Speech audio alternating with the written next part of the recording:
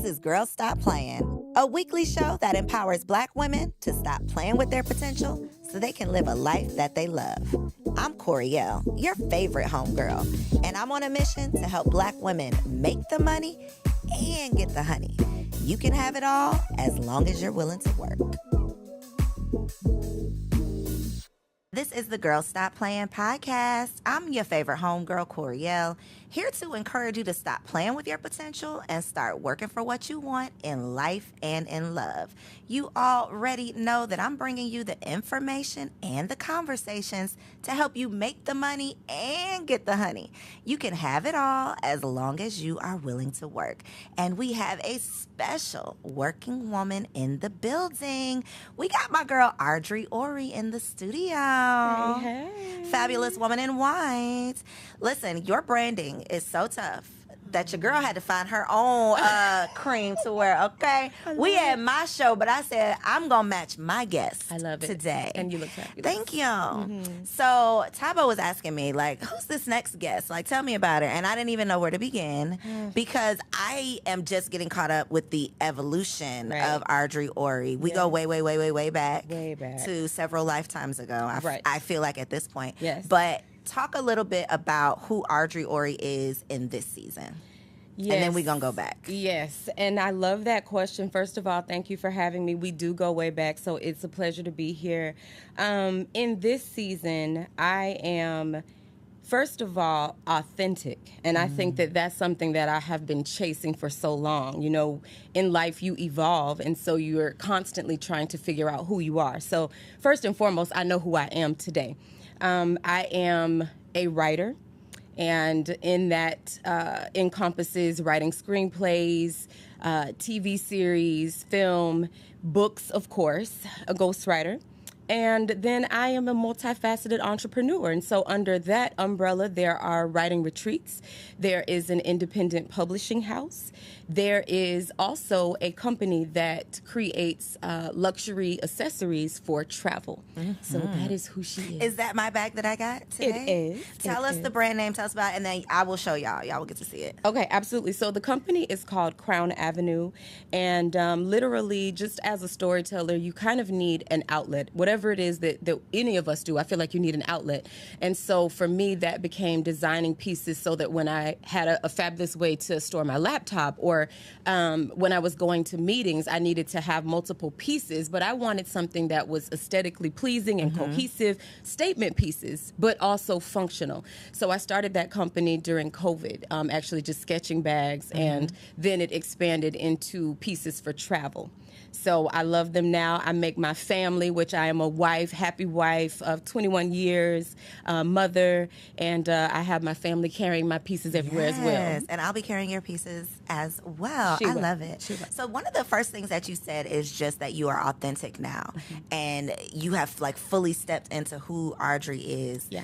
At the beginning of the new year, I was like, I'm not making a New Year's resolution, but what I kept saying to myself was, I'm going to be all of me, like the fullness of me. And I still haven't really figured out what that means. Right. But what led you to figuring out like who is Ardre? Because so many people struggle with that, and we end up chasing who we think we should be or who we think people want us to be, and then we're not fulfilled. Right. I got to this place literally by trial and error, and I feel like, you know, people are always looking for an answer. How do we get there? You get there by stumbling. You get there by being uncomfortable. You get there by continuing to live, you know, each and every day. I really feel like life and who we are supposed to be, how we're supposed to show up, it's kind of like, you know how when you're listening to any of the streaming stations and they play a song, right, in an effort to create a playlist. And so you can either thumbs up or thumbs down that song. In life, we have to thumbs up or thumbs down experiences. We have to thumbs up or thumbs down people. We have to thumbs up or thumbs down energy. And so when we do that, we get closer each and every time to cultivating the playlist of life that makes us happy, that brings us joy, that gives us, you know, exposure to the experiences that we really should be having. So what did life look like before you came to this conclusion, or before you got to this space? Like, what did inauthentic, is that the right word? What did inauthentic Ardre look like? You know, I was really trying to be And this is a term that I've been using with one of my clients. I, too, had the perfection plague. And I think that as Black women particularly, we attempt to wear so many hats. You know, you and I both know there was a season where the term boss was like the buzzword, like you need to be a boss. And now we're in this space of giving ourselves permission to live soft lives, whatever that means, however we define that. We're in a space now where we are not glorifying struggle. We're not glorifying hustle and how hard you can work, because we understand that those things have been detrimental to us. That language has subtracted to our life's experience, from our life's experiences.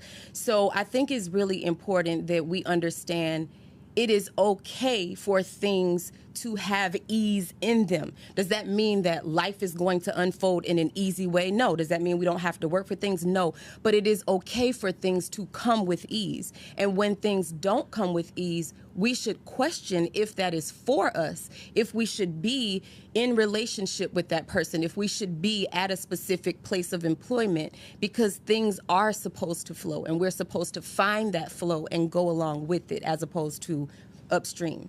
So prior to Ardre Orie, the multi-hyphened entrepreneur extraordinaire, you were in the classroom. Yep. What was your Girl Stop Playin moment that said, there is something more out there for me and I got to figure out how to get to it? Do you remember what that was? Absolutely. So I got my bachelor's, master's, and my specialist in education, right? Sally Mae. Somebody find her. Anyway. Hack her. Y'all be hacking everybody else and they took out these Find Sally, right. So I did that. I kept searching. You know, I feel like we all have this tugging. Everyone has it. When you aspire to more and you're being called to more, something will tug on you. You will not be comfortable. And so I was not comfortable in the classroom because I felt like I needed to touch more people. So I left the classroom and I began to work more with the teachers. And then I felt like I needed to touch more people. And then I became an administrator, an assistant principal, and I felt like I needed to touch more people.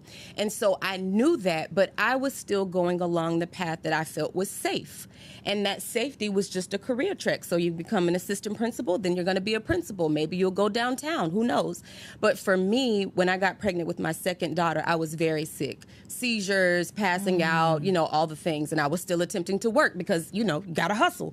So because you're a strong Black woman. Strong Black woman. Like, you got to get it. So I remember I passed out at a training. And one of the administrators said to me, you know, I think you need to go home. And I was pregnant. And I said, no, you know what? I think I should finish, because I felt like that was one of the requirements for me to advance in my career. Let me finish the training and then I'll go home after that. I was passed out. They called 911. Like, what was there for me to finish? It was just asinine to think that that was the mindset, but it was. So when I was really sick, I was home. I had to be on bed rest. And during that time, I was able to hear from myself. And I was like, something is really, really wrong. Number one, I had already raised a daughter where I'm in the education system, and I used to have a bed that I would make for her in my office because that is how late I would stay. She was the last child to be picked up when she was in daycare. She would literally be sitting there, and I could see the welling in her eyes because she was uncomfortable. There were so many sacrifices that she had to make as a result of me trying to be there for other people's children. And I thought, something is really wrong with this. So I talked to my husband and I said, you know, I don't want to put our next child through this. What are our options, right? And so we talked about the options. And my husband actually told me to do what I'm doing right now to become a writer. But I got so sick that I couldn't go back. And then he got a job opportunity in Atlanta. So I had to leave. So I was kicked out. That moment was me being forced out. It wasn't because I was just so brave and decided to do it. I was forced out. You were forced out. And I think that God has a funny way of getting in your face. Yes. And like you know, something is gonna keep eating at you. Something is gonna keep you can run, but it's gonna chase you. It's gonna follow you, and you're not going to feel fulfilled until you truly figure it out. And it could be several iterations, it could be several versions, but you know, several drafts. Because we got a writer in the building. You like what I did there? Hello. Several drafts before you finally get, you know, to the finished product. And I think so many of us get caught up in that initial draft, or I can relate to the feeling of, okay, I know that I want something more beyond this classroom, so let me go back and get another education degree. Of course. Let me figure out how I can work for a textbook company. We Right. are like living Wearing in this little blinders. box based on the degree we got or based Right. on the career track. And Right. so, you know, I hate that it had to be those circumstances literally that set you down. Yes. But I love that you got the opportunity to hear Yes. from yourself. I did. Because that's one thing that most of us don't have. Like, we don't have the luxury to Right. just sit Right. and think and hear from ourselves, hear Right. from God, get the plan. Yes. And that's a lot of times why we end up just kind of spinning our Spiraling. wheels. Yes. So I wanted to know how your husband has evolved with this new evolution, but you kind of answered a little bit because you said like he saw you when you couldn't see you, so he did. told you, "This is what you need to do" way back did. then. He did. But a lot of times when your husband doesn't marry the entrepreneur, sometimes he doesn't know how Yes. to handle the entrepreneur. So Right. what has your marriage like? How has your career impacted your marriage? Right. Very much so. Very much so. Like, first of all, he said, you know, why don't you just write? And I was like, that's crazy. Like, you know, you can't make money doing that. Why would I do that? And the first problem is that I associated self-worth with my ability to generate an income. So that was barrier number one. Well, how do you not do that, Ardre? Help me right now today. How do you just decide that does not define you? me? I feel like it's a must in entrepreneurship because of the fact that there are so many ebbs and flows in entrepreneurship, particularly when you begin or if you're trying to figure it out.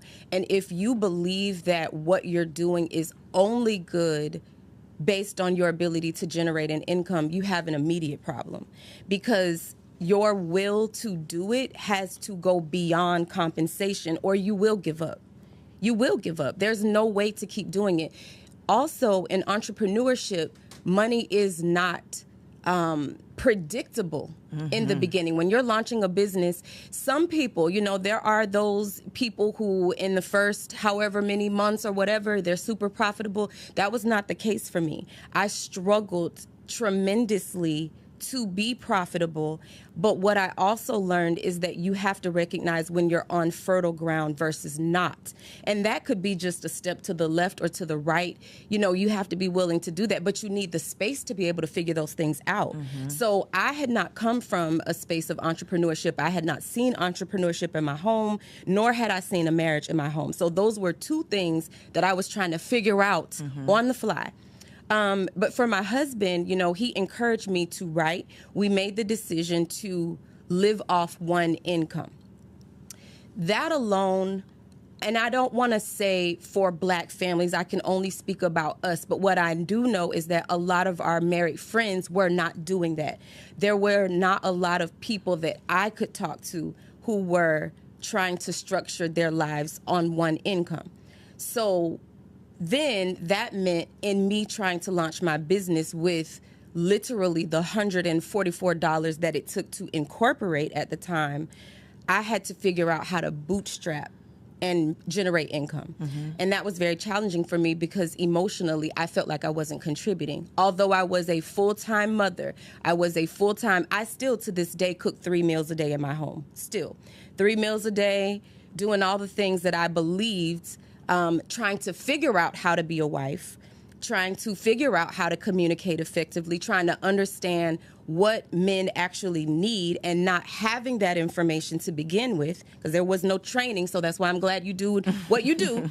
So it was a lot. But one of the things that I did have to fight for and that I encourage anyone, male or female, woman or man or whatever way you associate, is to make sure you find whatever it is that you want your identity to be, because that gets lost in translation of the roles that could be traditionally pulled together. So for me, that looked like I would sometimes fly out on a Friday. I would cook 3 meals a day, stack them up, right? So they wouldn't miss me per se, cook them all up, and then I would fly from Chicago to Atlanta. We had moved to Chicago. Fly from Chicago to Atlanta to be able to come here and do work because a lot of my clients were here. That wasn't really something my husband was like, yeah, I just want you to get on the plane and fly. I would fly to LA and catch a red eye and then try to come back like within 24 hours trying to generate business.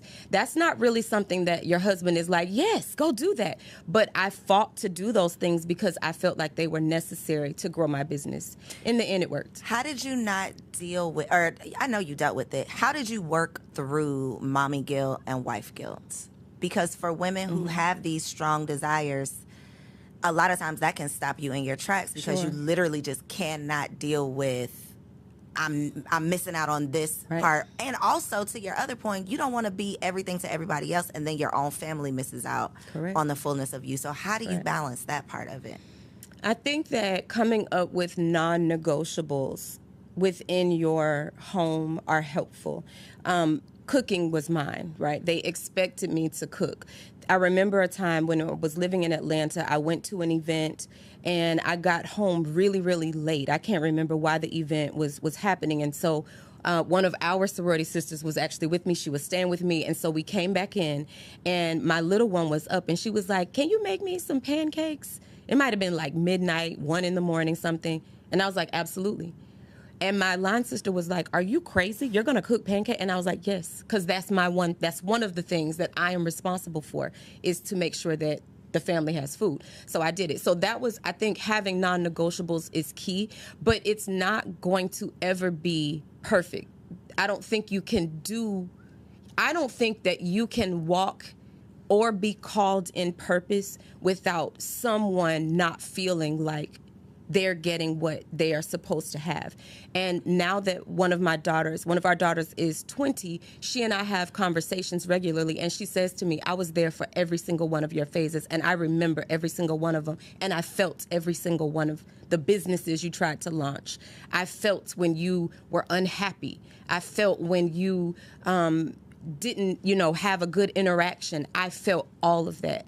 And it stings a little bit because I feel like in some way she's saying the same pain that you experienced, I did too. And it hurts. But that's the reality of it. But what were we just talking about? Talk about Miss Mamas. Where is Miss Mamas right now? Miss Mamas is in Amsterdam living her best life. After she got her international business degree? Now, I'm not saying she wouldn't have did that if you hadn't done this, but I'm willing to bet that watching Mama get it out the mud and figure it out, because one thing that we have in common, baby, we gonna try it. We're going to try it. We're going to do it. We got the T-shirt to remind us that we did that shit. We're going to try it, and we're going to figure it out. Right. And having a child witness that my mommy is not going to give up. Right. She's still going to have that same fire in her for the next thing, even if the last one didn't work out. Yes. She has that in her just based on watching you do it. So don't feel too bad that she got, drugged with you when you was getting it out the mud. She did. But she is going to be just... not even going to be. It's already in her. It's in her. So she's reaping the benefits and the rewards of that. She absolutely is. And it's the type of, if I could go back and do it again, I actually wouldn't change it, because I think that it's very important for women to see women doing all kinds of things. So you see, and I asked her, I said, did you see me as a soft wife? Did you see me as an alpha woman? Was I hard in the house? And she said, no, I always saw you as a soft wife. You let daddy be a man, and you were always his wife, and that's what I witnessed. And that made me feel good. So I'm all right. So what does that look like to you, in your opinion, and like, what do you want that to look like for your daughters? Because I already know, Ardre, somebody's gonna watch this and they're gonna be like, cooking 3 meals a day, who are making meals at midnight? It was this clip going around social media of like, if your husband asked you to cook for him at 2:00 in the morning, would you get up and do it? And it was just this whole thing about it. So I know somebody watching this is gonna say what they're not gonna do. Right. So what do you think showing up as a wife looks like with your 21 years of experience? And obviously everybody's version looks different. Sure. But what is your advice, and what do you hope your daughters take away from watching you be a wife? So the first thing that I will say, and I think that this conversation is actually very much embedded in a book that I'm writing, the conversation surrounding sex and intimacy from Black mothers to Black daughters, I don't know how often it happens. I think a lot of times, as mothers, we want to protect our daughters. We want our daughters to be virtuous, and we want them to make sound decisions. But withholding information and withholding our experiences, I think, can compromise how enlightened they are when they go into their own relationships. So the first thing I will say, you know, as a wife with a husband, is that sex and intimacy... Look in this camera right here. This your camera. Sex and intimacy is a non-negotiable. It is not something that is to be withheld. It is not something that is used to get what you want. It's not a means to an end. It is literally the oxygen within your relationship. Not the only way you can breathe, but is the oxygen in your relationship. So that's one. I got to ask you a question there, Ardre. Same thing with the cooking. Yep. Do you feel that sex is a duty in the way of, if my husband, if I got home from this event late, I done had a crazy, terrible day, and I really am just tired as hell, but I came home to my husband, and now he wants to have sex. Do you feel that it is I feel like duty is just not the appropriate word, but do you feel like, yes, I'm going to have sex whether I really feel like it or not because this is my wifely duty, or do you feel like I'm going to catch it in the morning? We can get a quickie in when I wake up. Right. Well, I think that there are lots of ways to approach it. You know, one of the things is that I feel first and foremost, I came into marriage without all the information. Had I known ahead of time how important that was, I think that my mindset would have been different. So over time, I've had to have a mindset shift. I now understand that it is not about doing it as a duty, because your husband doesn't feel wanted, needed, desired when you're doing it as a duty. He wants you to be excited about it and to be thrilled. And so I would definitely approach it from a perspective of, I'm here to have quality time, you know, with the person that I love. I also look at it as though the lights are on. There's food in the refrigerator. I'm not worried about what's going to happen. And he doesn't get to choose when to make sure the lights are on. He doesn't wake up in the morning and say, well, you know what, I don't feel like going to work today, so, you know, if we don't have any food, it'll be all right. He doesn't get to choose. He doesn't get to choose and say, well, I'll just see about that in the morning. He's working. You know, he's making sure that our foundation is set. So I feel that I'm happy, I'm honored to do the things that will make him feel good about what he's doing out in the world. Come on, wife of 21 years. So you little young single girls out there talking all that shit about what y'all not gonna do? That's why you still single. So raising your daughters with this in mind, we don't have these conversations in the Black community. Right. To your point, it's like, don't stay away from the little boys. Don't bring no baby up in here. Right. And that's where it usually ends. Right. How do you navigate the line between teaching them the importance of sex and intimacy in a marriage versus the sexy red culture that we live in? How, like, raising a little girl in this world, I just cannot imagine. How do you navigate that part of it? Right. Well, first of all, you know, I acknowledge the fact that they have access to the information, whether I want to provide it to them or not. You can watch anything on Netflix. I mean, my daughters give me the Netflix recommendations. They're like, oh, you need to catch this show. And I'm like, you watch that?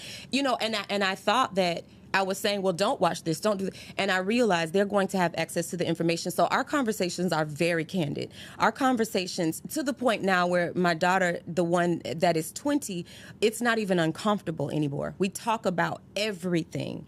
And the same thing with our daughter that's 14. We have those conversations. We talk about intimacy, and that's the way that I word it versus saying sex. We talk about intimacy because intimacy is what is shared between people who care for one another. Sex, you know, anyone can have sex. Intimacy is what we're all after.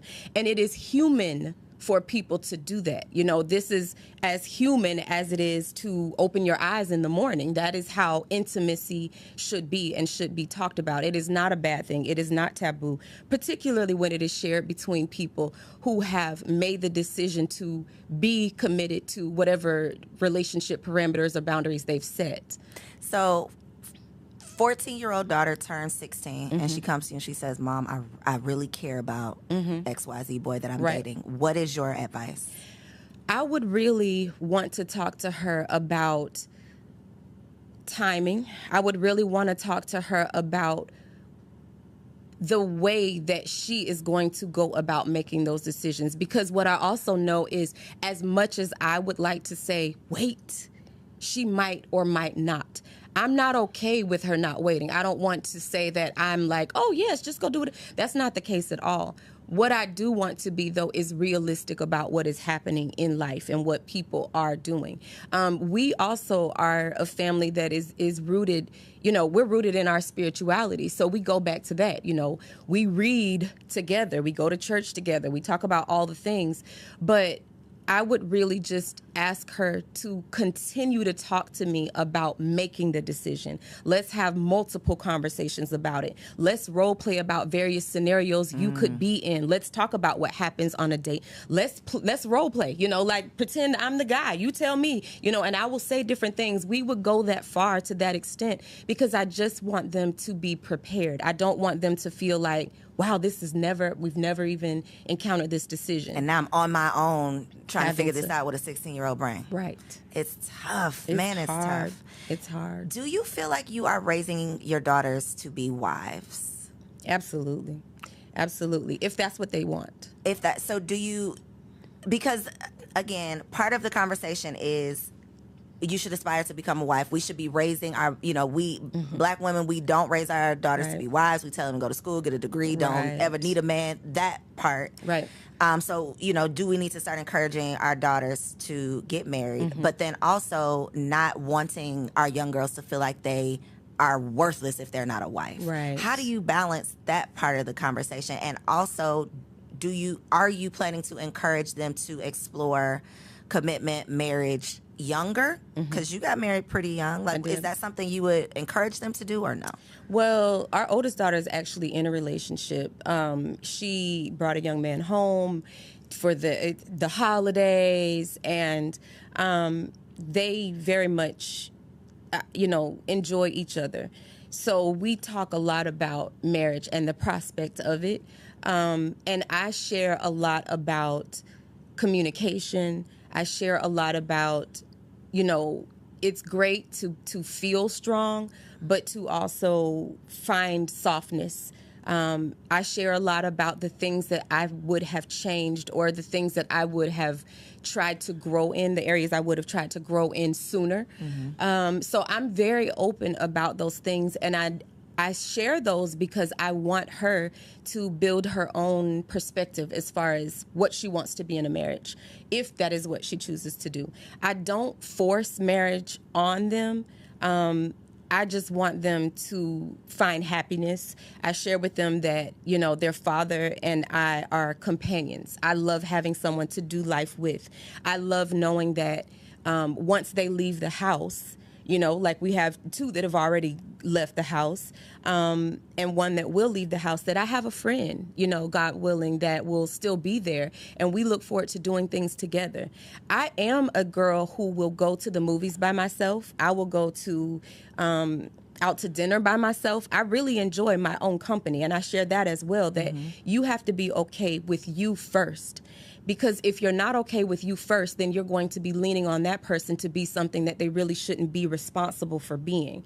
So I share, in both ways. But I am hoping that they will see, because I think that you learn more by what you see, versus what someone says, what being a wife could be for them. How important is it showing your girls friendships?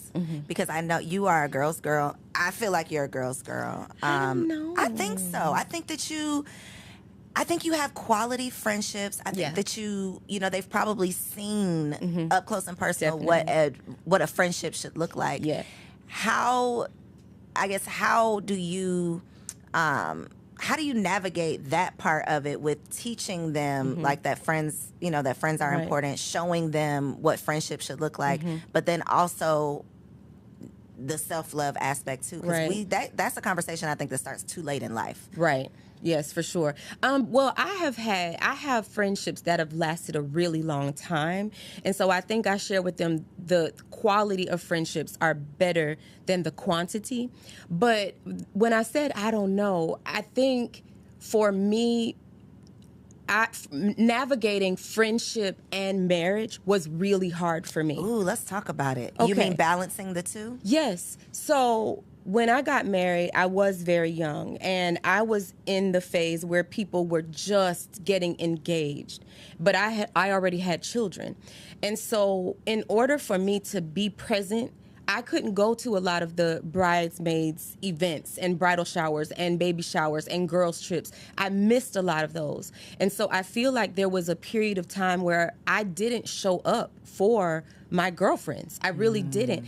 And I didn't know how to do that. I didn't know how to be fully present at home and fully present for friends. I was not good at balancing that. In addition to that, I was pursuing entrepreneurship very hard. So that meant any free time that I had outside of my family, I felt like the only way I could justify not being with them was working. It wasn't like, oh, I'm going to go fly to LA to go hang out with the girls, but I'm leaving my small babies and my husband. That just didn't add up to me. I'm still not the girl who's like, let's do a girls trip. I was coming around to a girls trip question. I'm not. Is it your personal preference? I don't prefer girls trips, or I have guilt with leaving my family. I have guilt with leaving my family. I love my girls, and I do now. I'm literally in a season of what I refer to as I'm making up with to everyone, right? I call all my girlfriends. I'm like, hey, what do you need me to show up for? What is it? Call me. I'll be there, because I'm now in a season where I can do it. My kids are stable. My husband is stable, and I'm stable. I was not stable back then. I was trying to figure it out. I was just on shaky ground, and so I could not show up. I just didn't have the capacity. And I had that conversation with all of the people who are very important to me to help them understand that it wasn't that I didn't want to come. I didn't have the capacity, and I felt very guilty because I was pursuing this business that required so much of me. So now, and I had that conversation with my daughters as well. And I said, hey, you remember this one, this one, this one? I'm going to this for that person. I'm going to this. I'm flying out of town. I'm doing whatever you want me to do, because I can. But I couldn't before. And I think we need to give people grace. I'm still not the friend that talks on the phone. If I have free time, I'm talking to my husband. If I have a free moment, I'm checking in with my kids, my mom, who needs me in this season. So if you need me, I will show up, whatever it is that you need. But I'm not calling you every day. And please don't call me every day. No, either. And if we can do by text, that's great. Yeah, you are me, Ardre. Okay, so we might probably not girls. Yeah. It is very tough managing the transition, especially when the transition to mother and into marriage happens close. Same time. It's really tough. It's tough on you as the person making the transition, and then it's tough on the people who were used to the old version of you.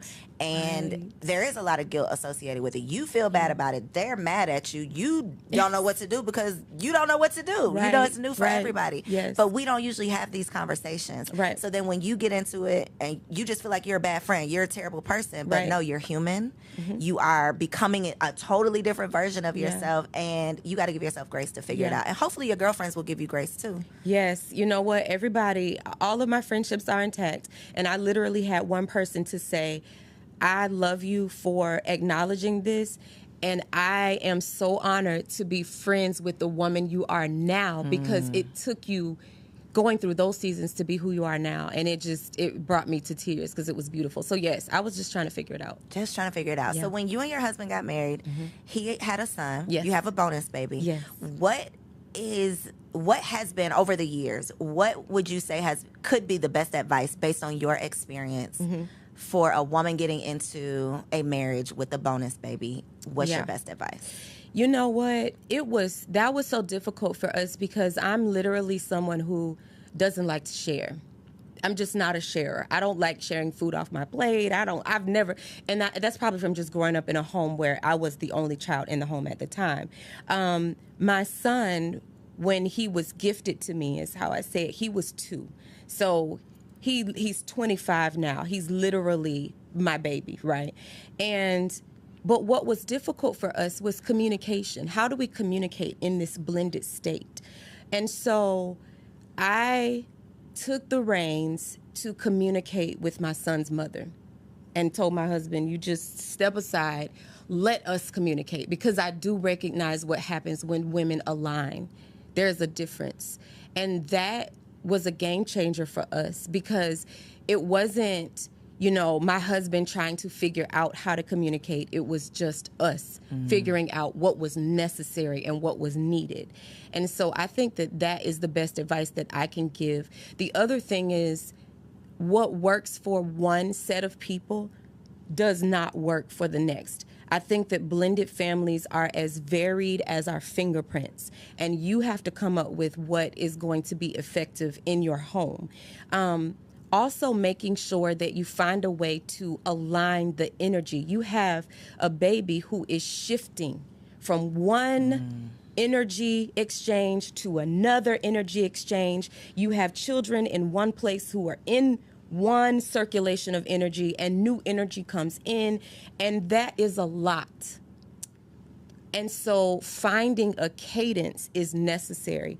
Talking up front about the non-negotiables, talking up front about the things that make you feel insecure, because I think sometimes we put pride in it, and so we are ashamed to say, now I'm trying to see is this over, or like, are we good? What y'all really doing at the drop off? You know what I'm saying? Like, and so you have to be upfront about those things. And we had to put ego aside. It has been a long work in progress. And the other thing that I will say, especially to people who are mothers of babies, who are bonuses, the child feels everything. And it is so important that if you love that baby, that you make sure you protect and shield them from your own stuff, from the stuff of that child's parent, from your own spouse, and build a rapport. And so I explained to my husband, not that I ever expect that anything will happen to us, but had it, or if it did, my relationship with my son is so intact that that's your baby. He's my baby. I think that we get a lot of advice, parenting advice, mom content for mothers of young children. Right. That's usually what the conversation is. And I don't think that there's a lot of support or resources or conversation for empty nesters or just adult children, that transition. Yeah.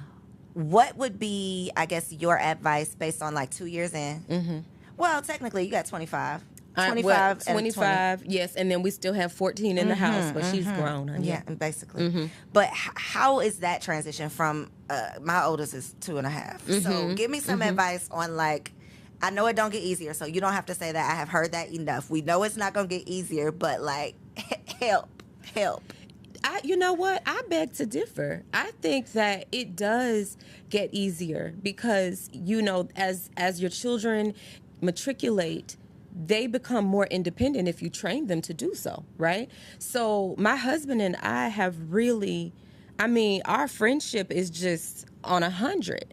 And we have so much fun. And we have so much fun thinking about when our daughter's not in the house. Whenever my mom comes and she stays with us, we like, child, we out of here. We out of here, So I think that you have to build your friendship.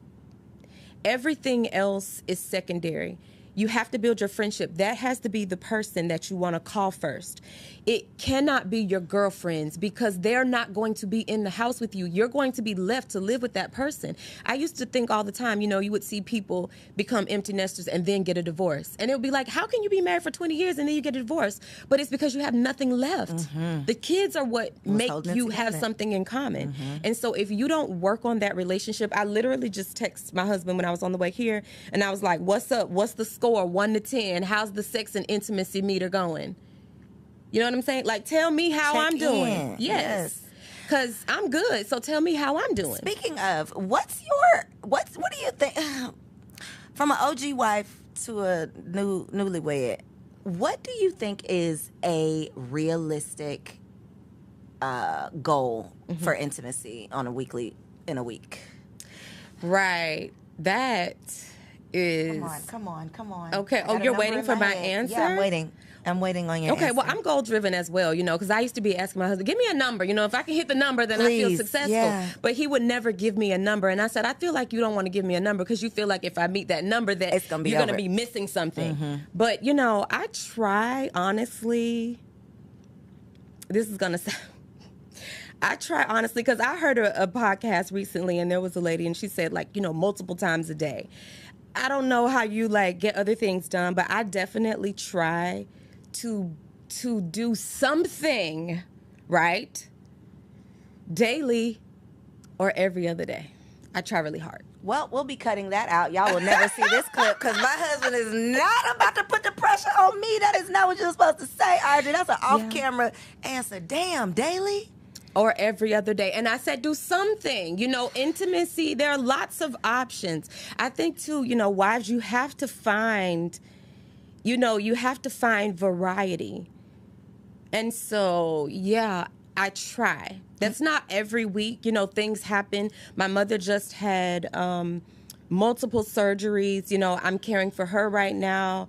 So, schedules are off. I moved my daughter. Schedules are off, but I try very hard. As a standard, that's what you attempt to do. In my mind. Okay. We're going to shift the conversation. No more marriage talk, no more intimacy. I want to talk about being a celebrity ghostwriter. Yeah. Because most of the girls who are entrepreneurs, who do any type of services, we would dream of doing whatever we do for a celebrity. That's ideal for most people. What has your experience been like working with regular folks and celebrity people? And what advice would you have for someone in any space that wants that type of client? First of all, if you want to work with celebrities, you have to be grounded in who you are. You cannot walk into a room and be so oh my gosh. You have to understand your talent and know your worth.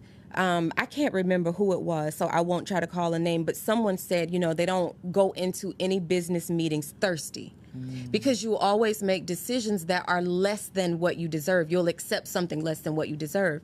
So I think the first thing is really being grounded in who you are. Whatever it is that your talent or skill or service, you need to know that you know that you know that you can do that and be willing to walk away from the table and opportunities that do not serve you or your career. So I think that's first. The second thing is professionalism. Sometimes, and it's not just, I hate the fact that, people say, oh, we're black business. No, it's not.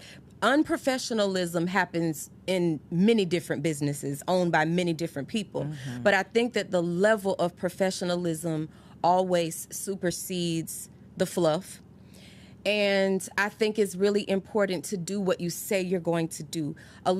We get so many clients who have been scammed. We get so many clients who were promised something that was never delivered.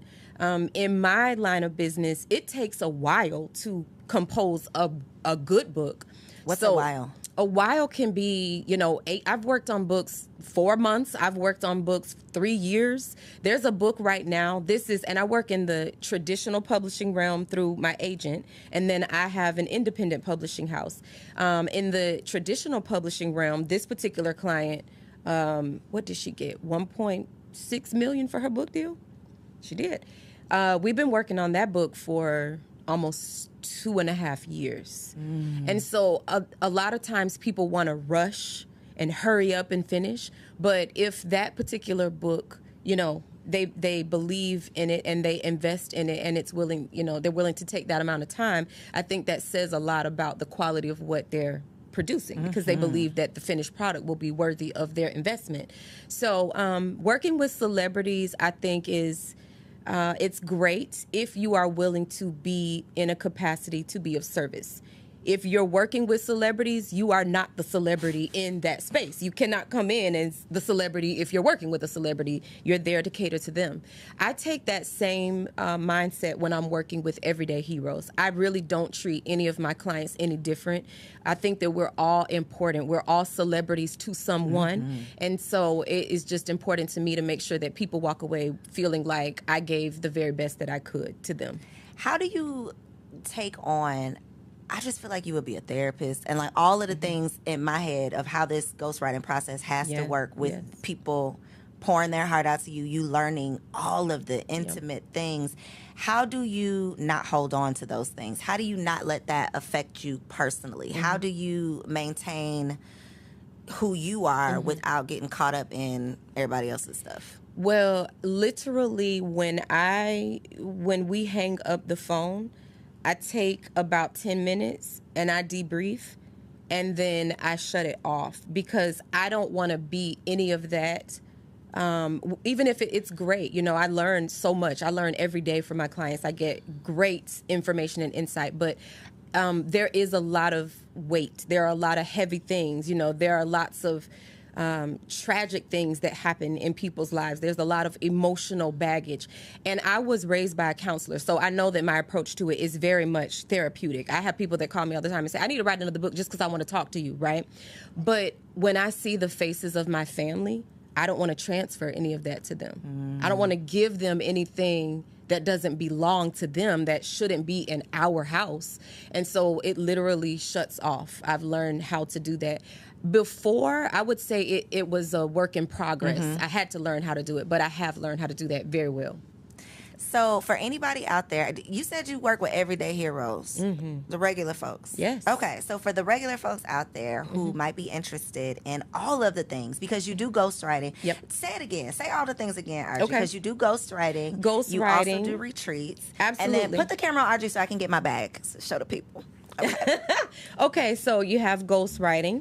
There is an independent publishing house, 13th and Joan Publishing House, and we publish books for everyday heroes. We have author coaching. We also have just publishing for people who have finished their manuscript and they just need it to be published. We do marketing because a lot of authors don't know how to market their books. They write them books and don't sell them. Then they don't have sales. So we do the marketing. We have an agency for that.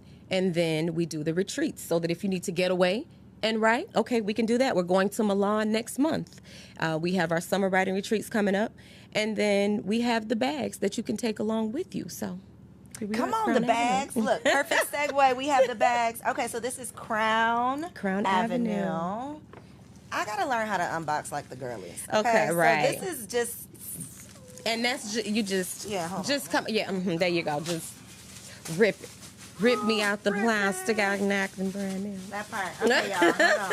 It's coming, guys. The suspense is killing you. I'm sure. Ooh, I was wondering which one it was going to be. Okay, guys. Dun, dun, dun, dun. And that's for your laptop. She's fly. Yes, she is. Let's see how she works. Right.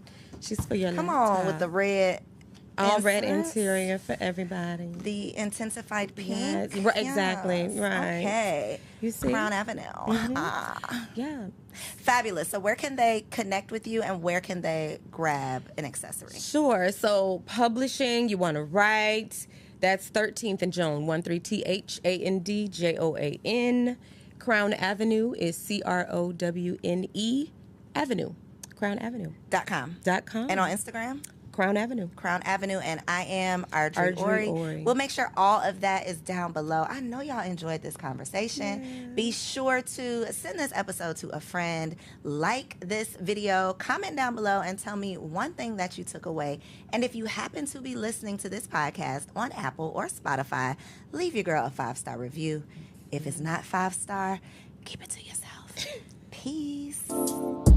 So if you made it this far, I just know you loved that episode. Well, what you did not know is that we recorded it right here in ATL at Elevate Studios. Yes, your girl has her own studio, y'all, and it's not just for me. I'm opening it up for you too. So if you have a podcast, if you are a vlogger, a YouTuber, or a content creator, and you are looking for a professional studio to record your content, or you want to hire me and my team to fully produce your content, make sure you check out the show notes below or log on to elevateagency.com.